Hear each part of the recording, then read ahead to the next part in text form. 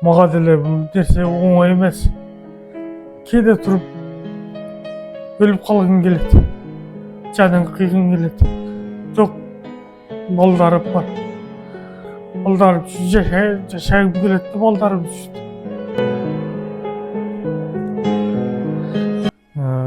Гемодиазда жаткан учурум азыр. Өзү 5 диагноз коюлган да мага.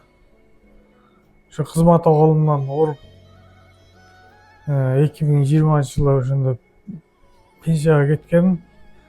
Анда ошо сахарный диабет, ошо ашказан ушундай ооруп кеткенмин.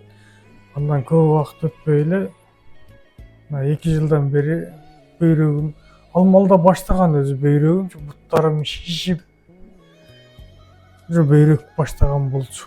Анан ошо пенсияга чыгып кеткенден кийин 2 жылдан бери ошо гемодиаз алып келем. Гемодиаз алыш деле мындай оңой нерсе эмес, 4 саат кыймылдабай жатасың. Колуң да кыймылдатпай 4 саат жатасың. Терезеден келип турам. Мага деле бул нерсе оңой эмес. Кээде туруп өлүп калгың келет. Жаның кыйгың келет. Жок, балдарым бар. Балдарым жашагым келет деп балдарым düştü. Көп нерселерди ооруп кыйналган учурда келчи, эми эле айткым келбейт. Себеби алда кыжылат болуп оорубаш керек да алда. Мени ушул убакка чейин карап,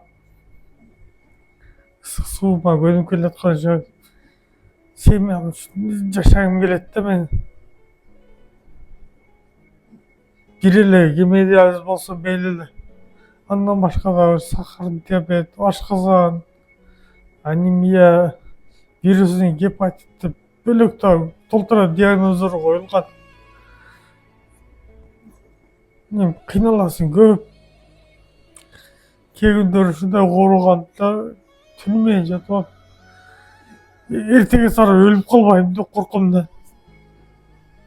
Ушундай кыйналганда. Алланын берген сынтасы экен. Не кылабыз?